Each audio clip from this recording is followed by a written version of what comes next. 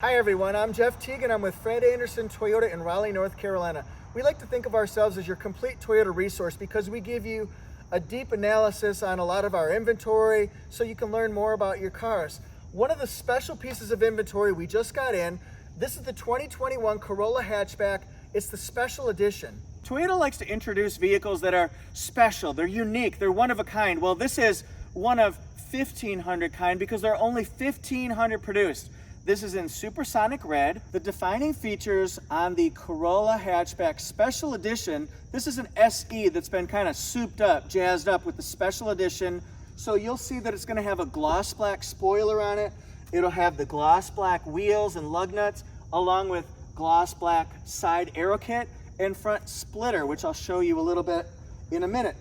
Some of the features that you'll want to know looking at this beautiful profile, it's got disc brakes in the front and the rear.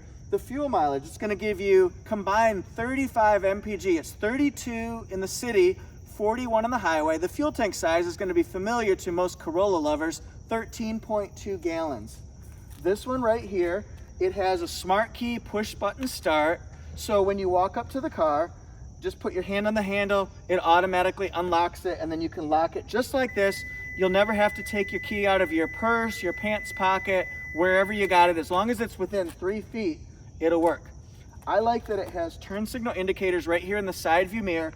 This particular one does not have blind spot monitor or rear cross traffic alert, although those are options you could get. How does the profile look to you so far? I refer to the front splitter. Now, what does that exactly mean? Split pea soup? No, front splitter. And what it does is it breaks up the front of it. It's for looks, but it's also for aerodynamics as well. It's going to be in gloss black. Then you can see it's got LED headlights and daytime running lights in what's called a triple J pattern. You'll see this a lot on vehicles like a Corolla SE or XSE. If it's a Corolla LE, then it's just going to have the double J. It'll have two of them.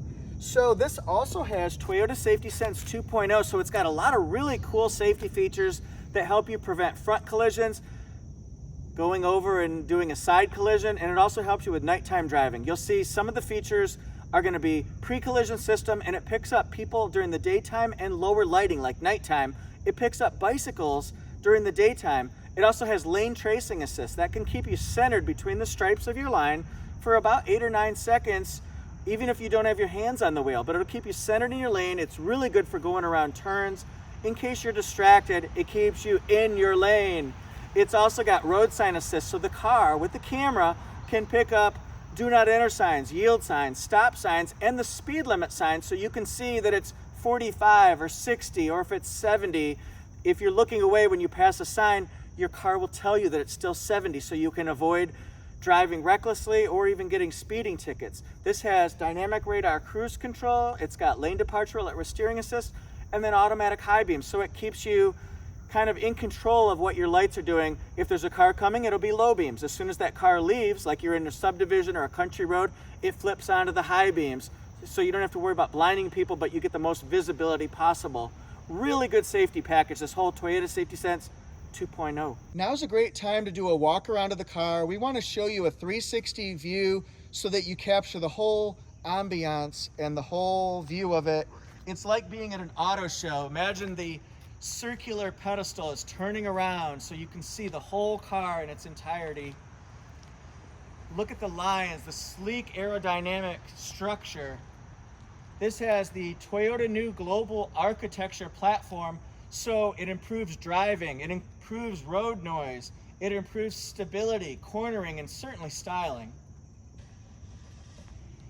The Corolla Hatchback is perfect for those people who are looking for a vehicle that has a personality. It's quirky, it's fun to drive, it looks great, and it matches a person's personality perfectly. It's also got some zip to it too. You'll find out when we talk about engine performance.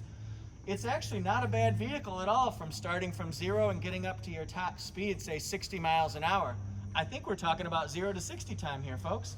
And then look at the back of it. Notice the spoiler. This is on the special edition one. If you don't get that, you won't have that big giant spoiler there. Notice the gloss black accents and the LED taillights as well.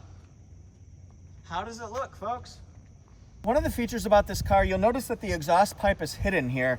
It's hidden from you, it's underneath here. And then the hatch opens up just like this. With the back hatch, there are a few different things you can do as far as being versatile and giving yourself either more or less cargo space. One of the things you could do is take off this cover, just like this. So that might give yourself a little bit more room. And then if we wanted to put the seats down, we'll adjust those as well so that you can see you'll have a pretty flat surface to load your cargo and your gear up. This Corolla hatchback has a temporary spare tire. You'll see that here. This is a 17-inch wheel. It also has a little bit of soundproofing material here along with your jack equipment. I also noticed down here, this is probably a good thing to point out, it's got some tie downs or strap downs here and on this side as well. And the benefit there is that you can bungee things down that might normally roll around if you're transporting them. And you can also see they're here and here, along with child safety latches that are top tethered right here. So that way you can put your kid's car seat in exactly as it's required. It's very safe, and they allow you to put 3 in across. Looking at the interior cabin, the one thing that I notice is there are not a tremendous amount of buttons and controls and dials that are over complicating things. It's very simplistic laid out, which makes it look very stylish and professional and a little bit more higher class, I think. The big main display here is 8-inch multimedia touchscreen. It's raised, and the logic here is if I'm looking right here out my window, look at this. I only have to look down just a little bit. It's almost eye level, and for some people it probably is, versus having to look at this information that might be down here on most other models. So to me, it's a safety feature. The other thing I like is the digital temperature controls. This is where the air comes out.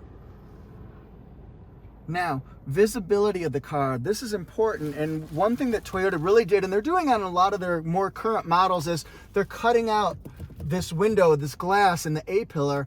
And if you notice, just think about the car you currently drive or maybe used to drive. A lot of cars have this filled in here, so there's a big chunky spot that could be a dead spot or a blind spot.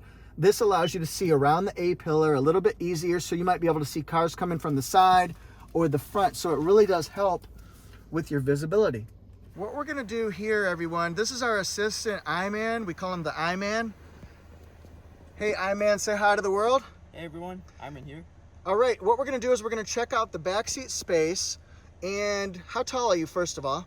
I'm 5'7". Okay, great. And then what do you think, what are your impressions about headroom space, legroom space for the back? This is the seat a little bit forward. As you can see, I have a 1 or 3 inches of legroom, and I have a lot of headroom, like 2 inches or so. But if you get people around like 6 feet or 6'2", they might have a little adjustment to do. I'm gonna come over here with a seat recline. As you can see, a little bit cramper, like 1.5, and the same head space as well. So you're saying it probably wouldn't be the best seat for Andre the Giant or other 7-foot tall wrestlers, right? Correct. Let's take a look at some of the front seat features here. It's a nice, durable, sporty fabric. I think the seats are actually very comfortable. The driver's seat's a little bit more reclined right now. It has a pump, a hand pump that can raise and lower the seat, as well as recline the back.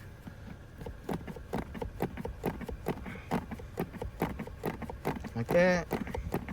So that way, if you're shorter or taller, see how far it does go down. We're doing testing here, folks. All right, there you go. Here are the window adjustments. This is automatic high beams and brightness of the dash. And it has a leather-wrapped steering wheel along with easy-to-use controls. You'll see radar cruise control and lane departure alert along with cruise control functions. And then this goes through your 4.2-inch multi-information display. We'll just show a couple highlights of it. You can see I really like the digital speed. I think I've mentioned that many times. And then we'll just go across here. Lane departure alert, radar cruise control, trip information, and then lane tracing assist, pre-collision system, road sign assist, all that jazz. Let's look at the driving modes. This has sport mode, traction control off. You can also drive it sequentially with paddle shifters, parking brake, electronic parking brake, and brake hold. Your cup holders, also bottle holders in the doors. And then we've got our 12-volt plug-in along with the USB port. There's another USB port right here. Can we see that? Right there. This is one of those things that people will never notice if their salesperson doesn't tell them or their auto reviewer doesn't tell them. So that's important to know. Glove box. This is Android Auto, Apple CarPlay, as well as Amazon Alexa. Does not have an auto dimming rear view mirror. It comes with Safety Connect standard. I believe it comes with Wi-Fi Connect as well. And then it's got a lighted mirror with a slider to block out the sun if it can. Cool stuff, folks. So what do you think of Corolla Hatchback so far? Do you like the special edition? What do you think of the Supersonic Red? What features jump out at you? I wanted to highlight these gloss black 18-inch wheels. That's part of the attraction to the special edition. They also have the dark chrome lug nuts as well. Let's look at engine performance so you can see how it's going to do on the road, right? It's got a 2.0 liter 4-cylinder engine that's going to produce 168 horsepower and 151 foot-pounds of torque. It works with a continuously variable transmission, and this has for suspension McPherson struts in the front and multi-link rear suspension in the back. The benefit to multi-link rear suspension is that it's very tight and responsive when you're going around curves like winding roads in the country or mountains, that kind of stuff, or even around highway roads. But then it smooths out, it's very smooth, and it glides across highways at more of a top cruising speed. It does take, for engine oil, the 0W16, and remember, all Toyotas come with Toyota Care, so it gives you 2 years or 25,000 miles of no-cost service. Your tire rotations every 5,000 miles, your oil changes every 10,000 miles, and then they make sure that the fluid levels are appropriate, and also just give it a look over to make sure everything is in tip-top 100% shape. One of the benefits here, we're gonna go on a little test drive. It's got the smart key push button start. Don't need to put the key in right there. You can have it anywhere in the car. It can even be in the back seat. I'm gonna put it in the cup holder here. And we're gonna put it in drive. Actually, let's do something fun. Let's start it off with the manual sequential mode. And then I've got some paddle shifters here. So we're gonna drive it like a stick.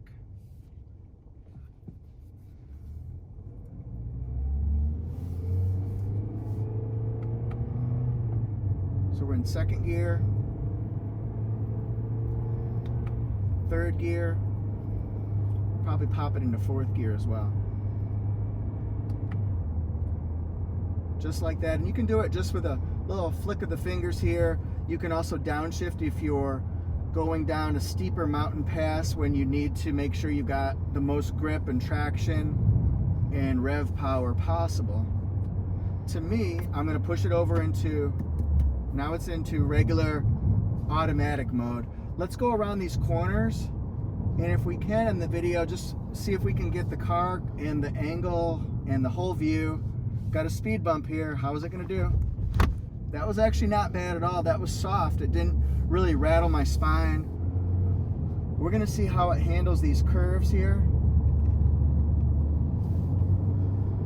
There is a little bit of engine noise, but it's not much at all. It's just when you're accelerating a little bit. Now, this really feels like it's gliding around these corners, and I'm not trying to embellish or state something that's not true about it. It drives really nice around these curves. It's a fun car to drive. It's zippy. That's the non-professional way of saying it can get up and go from 0 to a little bit faster speed. We'll try that right now. You'll be able to hear the engine noise because I'm kind of gunning it a little bit. And then notice how it kind of flattens out where it's a lot quieter as we're cruising now. This is very nice, you guys. I love the visibility in the car. You can see around the A-pillars, a nice big giant windshield, and the visibility in the back is very good, very few blind spots. This would be a great car for a younger person, but I've seen a lot of people of all ages drive it, whether it's for the whole family or you're going to be just doing a commuter car. Remember, if you're doing a highway commute, you can be getting 41 miles a gallon depending on how you drive it. So I mean, that's pretty impressive, and that'll save you some money at the pump as well. Yeah, this is impressive. I like it.